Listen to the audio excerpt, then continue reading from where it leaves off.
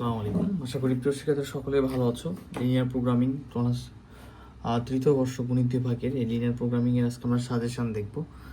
আমরা আজকে 3টা চ্যাপ্টারের সাজেশন দেখার চেষ্টা করব, যেটা ইনকোর্স ও ফাইনাল পরীক্ষার জন্য খুবই গুরুত্বপূর্ণ।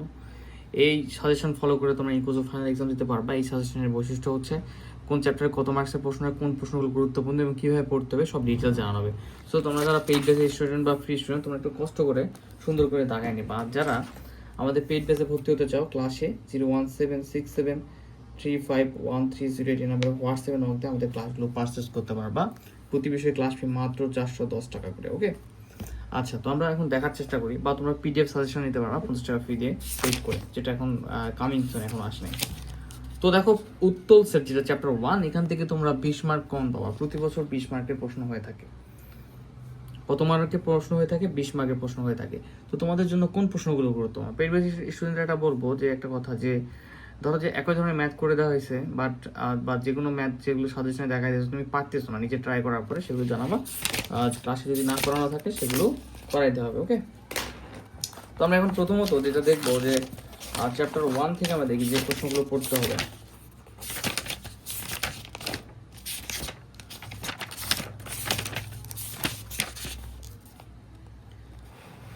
চ্যাপ্টার 1 থেকে যে প্রশ্নটা পড়তে হবে, যে উপপাদ্য 1, মোস্ট ইম্পর্টেন্ট একটা প্রশ্ন, ঠিক আছে, টপ প্রশ্ন।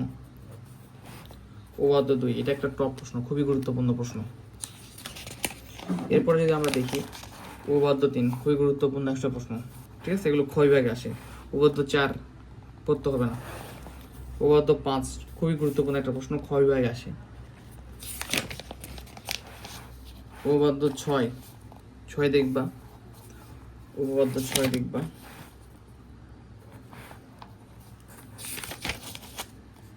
উপপাদ্য 7 করতে হবে না।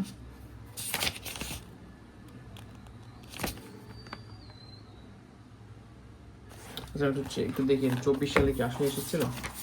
24 সালে আসলে সেটা বাদ দিবা, ঠিক আছে।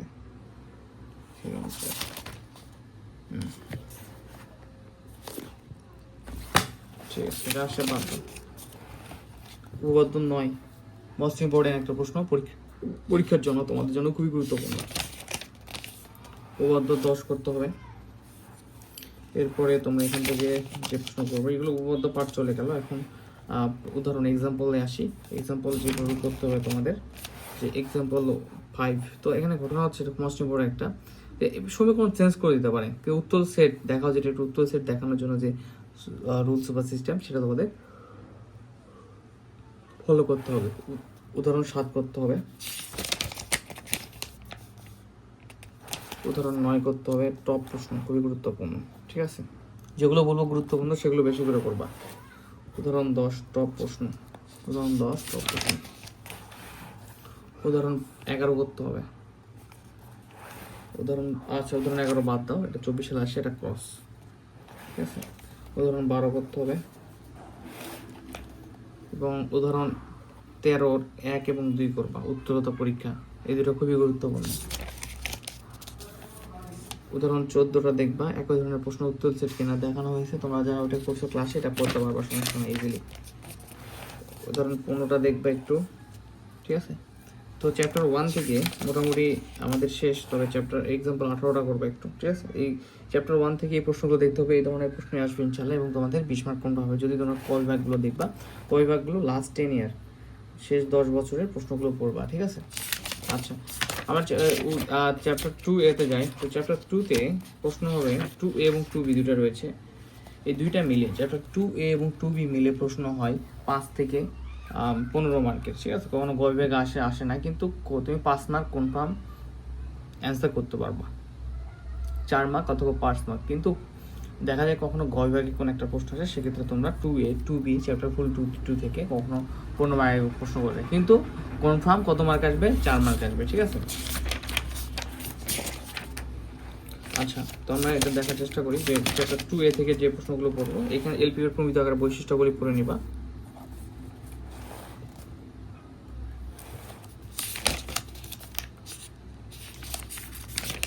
তো এই সেম টু সেম না আসলে দেখা যাবে যে একই ধরনের আসবে। উদাহরণ 7 দেখবা, এলপিপি, আচ্ছা, একদম সেম টু সেম সাধারণত খুব মাঝে মাঝে আসে না। এক্সাম্পল 12 করতে হবে, এক্সাম্পল 13 মোস্ট ইম্পর্টেন্ট একটা প্রশ্ন, এক্সাম্পল 15 গুরুত্বপূর্ণ একটা প্রশ্ন, এটা টপ, ঠিক আছে। পরে এক্সাম্পল 19 একটা গুরুত্বপূর্ণ প্রশ্ন,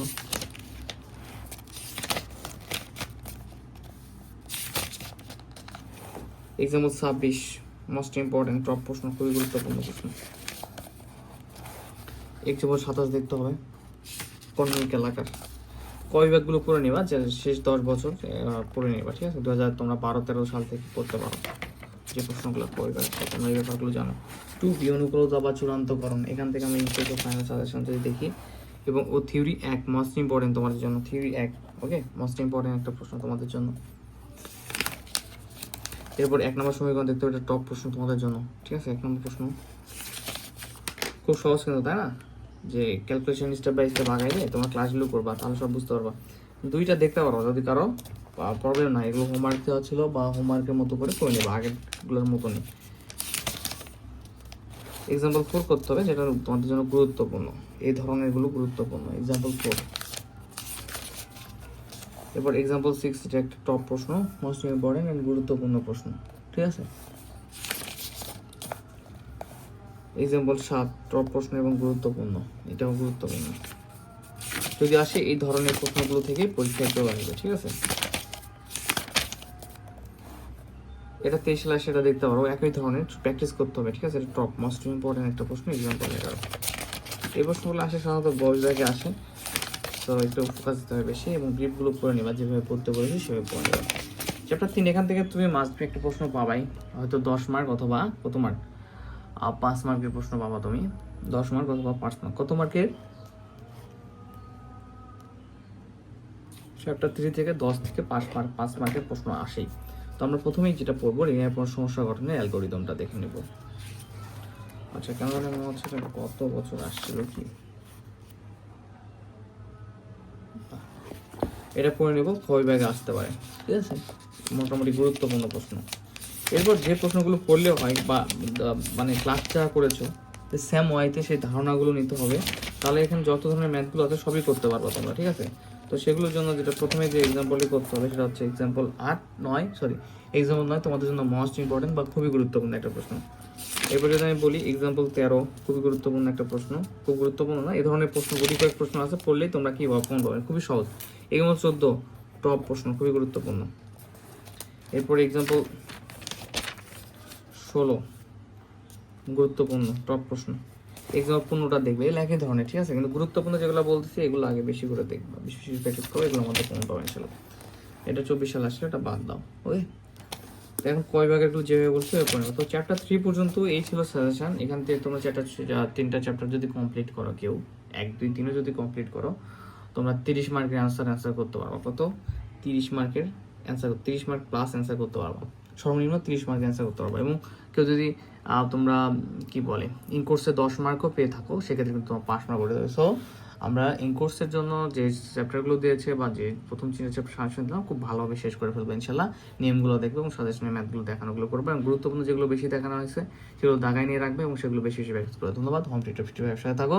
আর যারা পেড ক্লাস করতে চাও বা তোমার বন্ধুরা করতে চাই, এই নাম্বারে হোয়াটসঅ্যাপে নক করতে বলবা, 07673513008। আশা করি তোমরা বইগুলো দাগাই নিচ্ছে, এবং তোমাদের অ্যাসাইনমেন্ট হচ্ছে সাজেশন ফলো করার পরে সে অনুযায়ী তোমরা কী করবা বলো তো, সেগুলো তোমরা অবশ্যই অ্যাসাইনমেন্ট জমা দেওয়ার ট্রাই করবা, যে স্যার কমপ্লিট হয়ে গেছে, এরকম একটা ব্যাপার, ঠিক আছে। ধন্যবাদ।